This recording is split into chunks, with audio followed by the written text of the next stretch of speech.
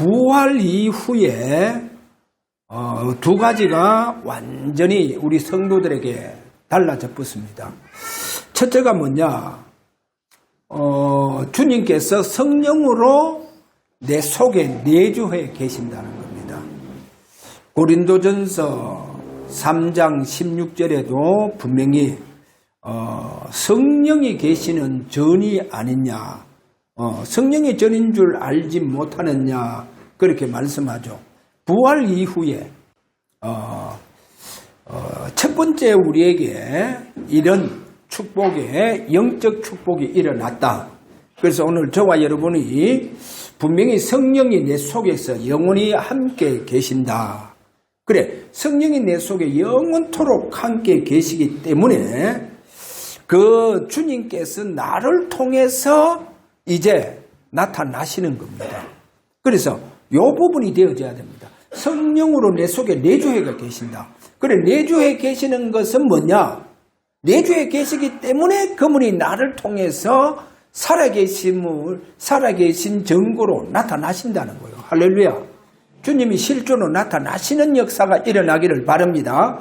그래서 여러분들의 그 모든 삶이 완전히 회복되기를 바랍니다. 그래, 모든 부분이 다 회복돼야 돼요. 경제부터 시작해서 모든 부분, 심지어 여러분의 지식까지도, 여러분의 그 머리까지도 다 회복되어지는 이와 같은 축복이 일어나기를 원합니다. 주님께서 여러분에게 분명히 살아계심을 증거 있게 나타나신다고 하면 흑암은 다 무너집니다. 절대로 여러분에게 염려가 사라져버립니다. 할렐루야. 그래, 염려 때문에 자꾸 불신앙한다니까요. 그래, 이런 염려가 다 사라지고, 그리고 분명히 모든 흑암이 다 무너지는 이런 귀한 증거가 있기를 바랍니다. 그 다음에 이제 부활 이후로 그럼 성령께서 내 속에 내주해 계시니까, 그리고 그분이 이제 나를 통해 나타나시고, 그 다음에 부활 이후는 무슨 일이 또 일어났냐? 성천의 역사가 일어나 붙잖아요. 그 말은 주님께서 하나님 보좌 우편에 계신다는 거예요. 그래, 하나님 보좌 우편에 계신 그분께 저와 여러분이요, 전적으로 경배와 찬양과 영광을 돌립니다. 오늘도 보좌에 계시는 주님께 전적으로 저와 여러분이 경배를 드리시기를 바랍니다. 그분께 온전히 영광 돌리는 귀한 복된 예배가 되기를 주의 이름으로 축원합니다.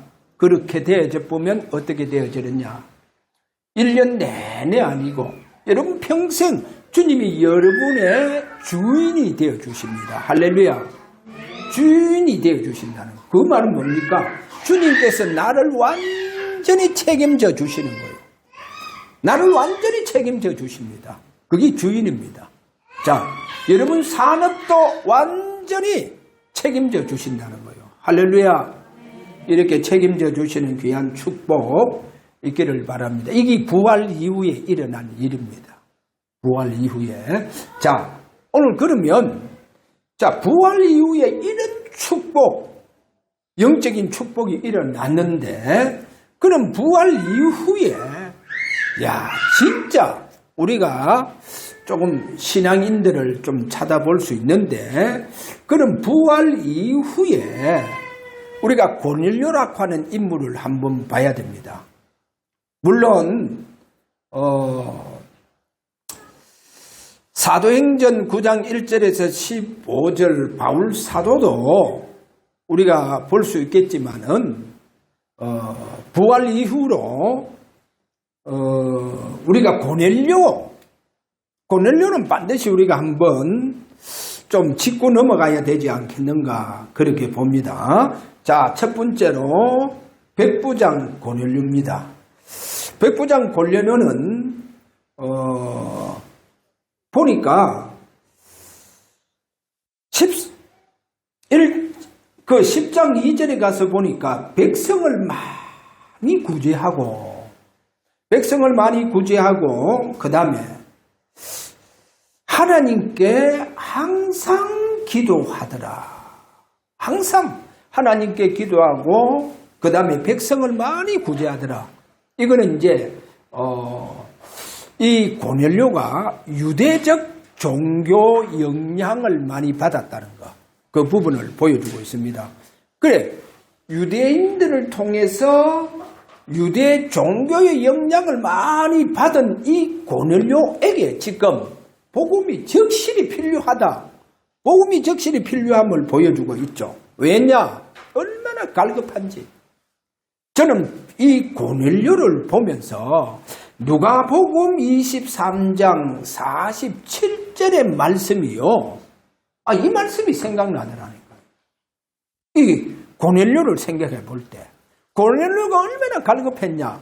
누가복음 23장 47절에 가서 보면 예수님의 십자가에 처형시키기 위해서 백부장 한 사람이 모든 그 십자가 사건, 그 십자가 처형을 주도해 갑니다.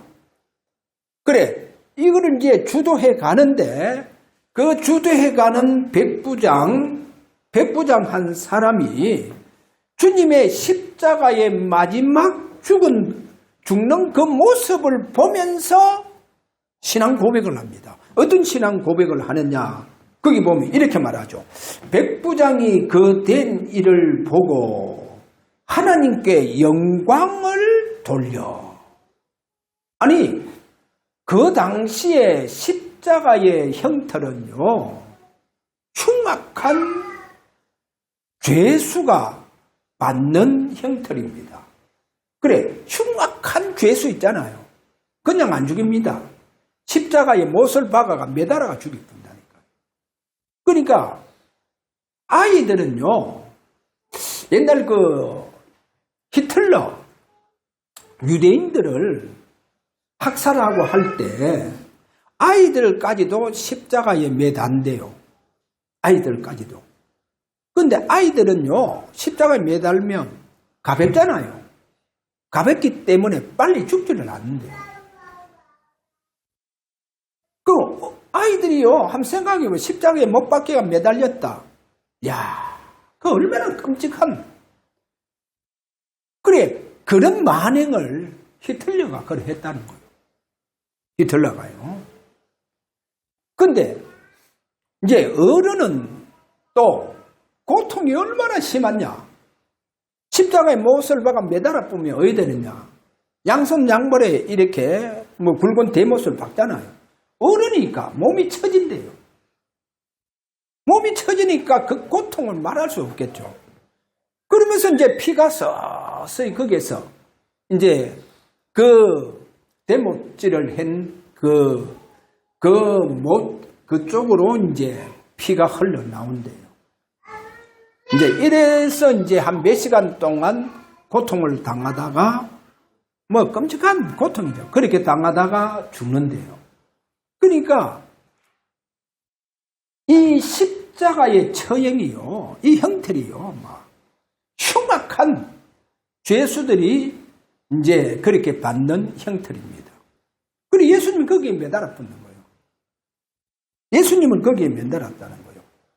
그러니까 이 조체 저 나사렛 예수라고 하는 사람이 그렇게 이스라엘 백성들이 어떤 그렇게 흉악한 죄인이냐 그렇게 볼 수 있는데 이 백부장이요 그 된 일을 다 보고 하나님께 영광을 돌리더라 그러는 거예요. 하나님께 영광을 돌리더라 그렇게 말하면서 참 의인이었구나. 그런데 마가복음 15장 39절에 가서 보면 거기에서 이 백부장이요. 이 사람은 참으로 하나님의 아들이었구나. 참으로 하나님의 아들이었구나. 보세요. 저는요. 이 고넬료를 보면서 예수님의 처형 모든 사건을 주도했던 이 백부장이 생각나더라니까요.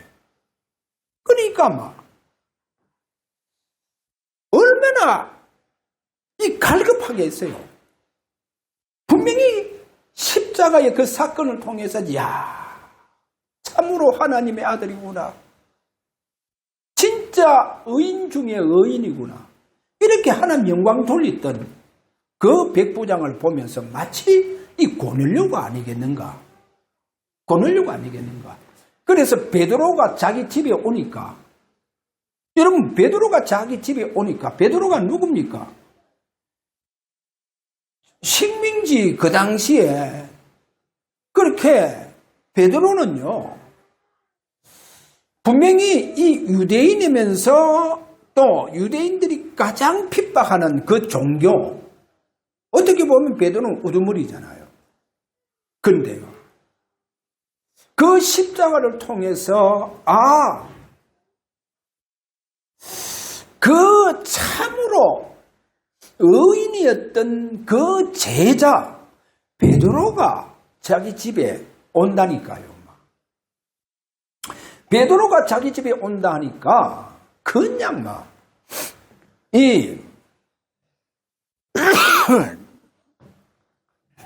베드로가 자기 집에 온다니까 얼마나 반가운지 그렇게 뛰어나가서 베드로를 맞이하는데 엎드려 절하더라는 거예요. 여러분 엎드려 절하더라는 거예요. 왜 그랬습니까? 자기가 십자가를 통해서, 그리고 그 십자가에 그 달린 그 예수님이 참으로 하나님의 아들이고 진짜 의인 중에 의인이었구나. 그러니까 그 제자가 온다는 거예요. 그리고 그 제자가 온다니까 이 고넬료가 얼마나 기뻤는지. 그래 베드로를 맞이하는데 뛰어나갔어요. 그 앞에 엎드려 절하더라 했어. 절하더라. 그러니까 베드로가 뭐랍니다. 나도 사람이다 하잖아요. 보세요. 저는 이 고넬료를 이렇게 보면서, 그런데 오늘 여기에 고넬료의 그 중요한 생명을 누구에게 맡깁니까? 천사에게 안 맡겼잖아요. 천사를 통해서 모든 문은 다 열었어요. 천사를 통해서. 고넬료를 이 생명의 역사를 이루기 위해서 하나님은 모든 문은 다 열었는데, 그러면 그 고넬료 생명만큼은 누구에게 맡기느냐? 오늘 여기 보니까 베드로에게 딱 맡기는데, 여러분 베드로는요, 오늘 아셔야 됩니다. 베드로는 부활 이후로 베드로를 통해서 주님께서 나타나시는 거예요. 한 예를 들자면 베드로가 성전에 기도하러 갈 때 늘 그렇게 보았던 안전병이 있었잖아요. 그 안전병이에게 베드로가요, 주님께서 저 안전병이를 일으키시겠구나 해서 은과 금은 내게 없거니와 내게 있는 것으로 내게 주노니 곧 나사렛 예수 그리스도 이름으로 일어나 걸으라 하면서 그 안전병의 손을 잡고 이렇게 붙는 거예요. 할렐루야. 주님이 나타나시는 거예요. 그래서 오늘 아셔야 됩니다. 나를 통해서 내 속에 내주에 계시는 그 주님이 나타나시는 그 베드로를 통해서 이 귀중한 고넬료의 생명을 맡겨주시더라는 거예요. 그래서 나를 통해서 주님이 나타나시면 주님께서 오늘 저와 여러분에게 베드로에게 이 중요한 생명, 고넬료의 생명을 맡겨주듯이 저와 여러분에게 많은 귀중한 생명을 맡겨주신다는 것을 오늘 또 믿음으로 잡으시기를 바랍니다. 자, 그 다음에 그럼 두 번째로 우리가 마르다와 마리아의 신앙입니다. 마르다, 마리아 신앙. 요한복음 11장 1절에서 44절에 가보면 이들을 통해서 이들의 귀한 신앙이요, 오늘 우리에게 참 예배의 귀중함, 그 예배의 소중함을 오늘 우리에게 보여주고 있습니다. 분명히 오늘 저와 여러분 이 예배에 주님께서 요한계시록 2장 1절에 보니까 7 촛대 사이로 거느리시는, 그래 7 촛대 사이로 거느리신다 이 말이 뭐겠어요? 주님께서 예배하는 여러분에게 찾아오신다는 겁니다. 할렐루야. 그래, 우리의 예배에 주님이 찾아오시는 축복이 오늘도 일어나시기를 주의 이름으로 축원합니다. 자, 그러면 여기에 마르다의 신앙과 마리아의 신앙을 한번 비교를 해봅니다. 누가복음 10장 40절에 가서 보면 이 마르다는 항상 준비하는 일이 바쁩니다. 집에 어머니가 없으니까. 그래, 어머니 역할을 하기 위해서는 항상 준비하는, 예를 들어서 우리가 요한복음 12장에 가서 거기에 1절에서 쭉 가서 보면, 자, 이제 이 나사로 그 집에 이렇게 이제 잔치를 하게 되어졌죠. 이렇게 잔치를 하게 되어졌을 때도 보니까 여기에 마르다는 이제 잔치하니까 손님들을 맞이하기 위해서 굉장히 이제 분주하게 일을 하는 모습을 보여주고 있습니다. 자, 그렇게 일을 하는 모습을 보여주고 있고, 그런데 오늘 여기에 마르다는 그러면 어떤 신앙이냐? 요한복음 11장 23절에 가서 보면 예수님께서 이 마르다에게 네 오라비는 다시 살아나리라. 지금 죽은 나사로를 살리러 왔잖아요. 죽은 나사로를 지금 살리러 왔는데 마르다에게, 슬픔에 잠겨있는 마르다에게 네 오라비가 다시 살아나리라. 이렇게 주님께서 말씀하시니까 마르다가 뭐라고 하느냐? 마지막 날 부활 때에는 다시 살아날 줄을 내가 믿나이다. 이런 말씀하는 거예요.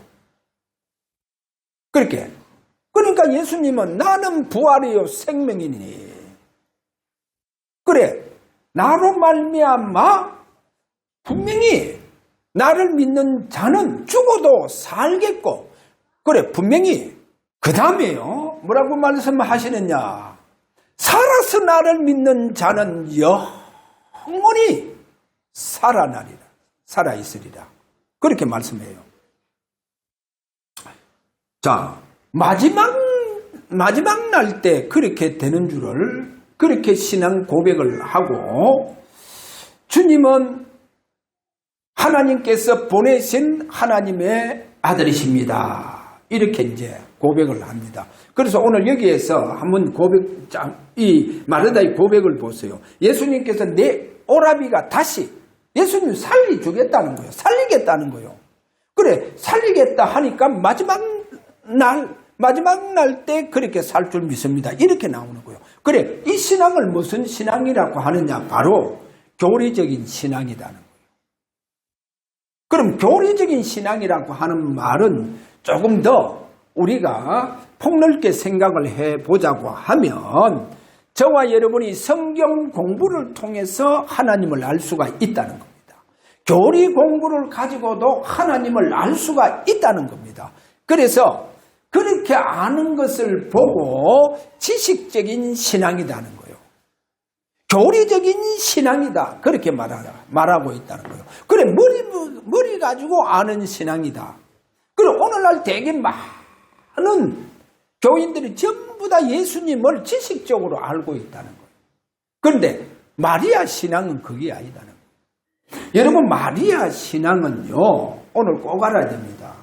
마리아는 주님의 발치 아래 앉아있는 여인이라 그렇게 말하죠. 발 아래 앉아있는 여인. 그렇게 주님의 말씀을 얼마나 경청을 하는지, 그래, 그 말씀을 깊이 가슴으로 다 깨닫는 거예요. 그래서 마리아의 신앙은 어떤 신앙이냐? 체험적인 신앙이라는 거예요. 여러분, 기독교는 체험적인 신앙입니다. 보이지 않는 하나님을 저와 여러분이 오늘도 체험을 할 수 있는, 체험되어지는 오늘도 귀하고 복된 시간 되기를 바랍니다. 그래서 이 마리아는 가슴으로, 머리가 아니고 지식으로 교리 공부를 통해서 아는 것이 아니고 직접 가슴으로 주님을 체험하는 신앙이라는 거예요. 그럼 우리의 신앙은 무슨 신앙이 되어져야 되겠어요? 체험적인 신앙이 되어지시기를 바랍니다. 그래야 여러분이 가슴이 살아있고 여러분이 살아있는 신앙인이다. 그렇게 말합니다. 그래, 살아있는 신앙인은 주님을 분명하게 체험합니다. 오늘도 우리의 예배가 얼마나 귀중하고 귀중하냐. 주님께서 여러분에게 찾아오시는 축복이 일어나시기를 주의 이름으로 축원합니다.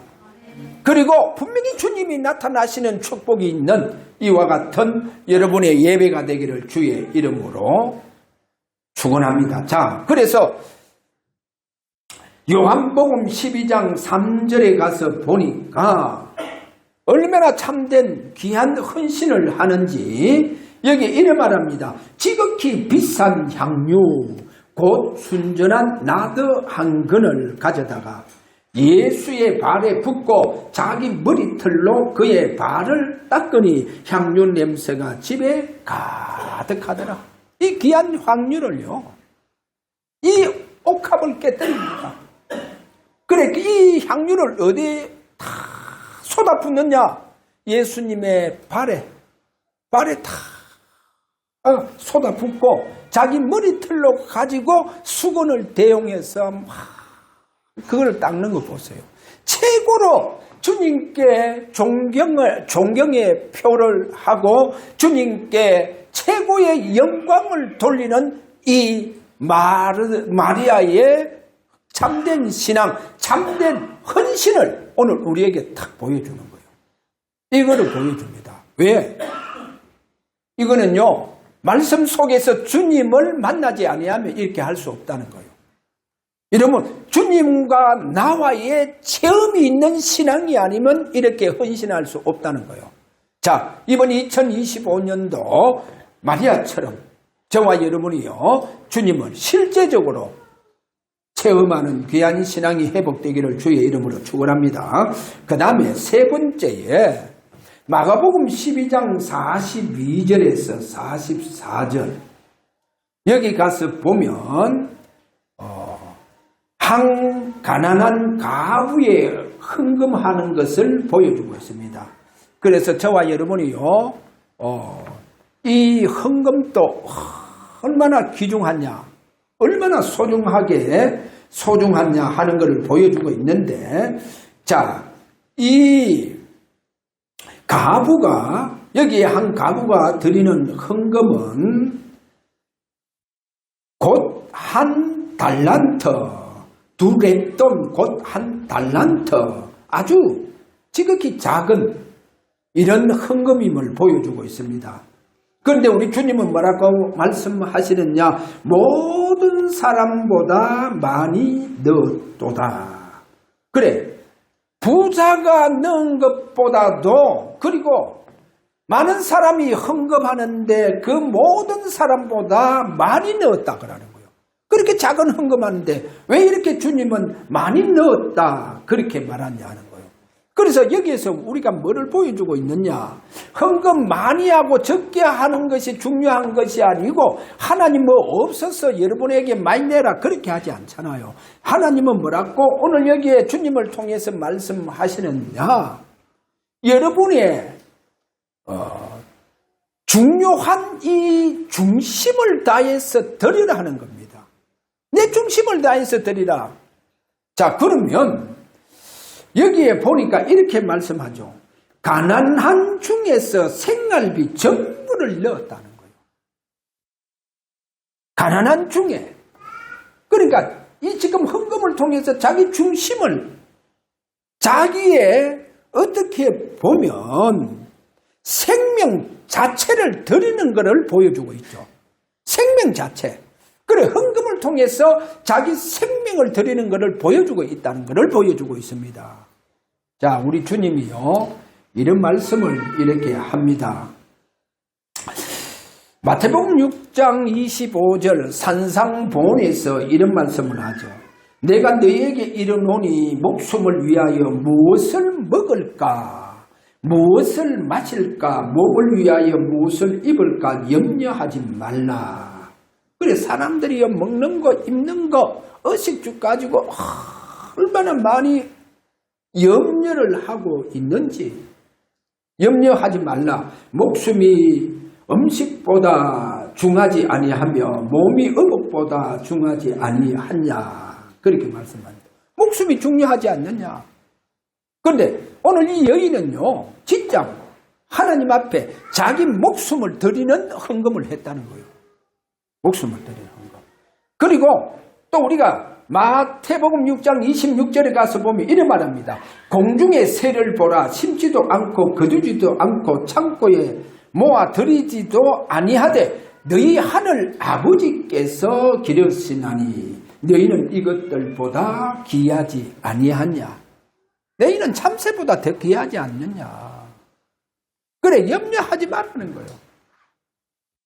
내가 오늘 이 헌금을 가지고 염려하지 말라는 거예요. 오늘 이 가문은 자기 생활비 전부를 하나님 앞에 들이붓는 거예요. 그러면 이 신앙은 무슨 신앙이요?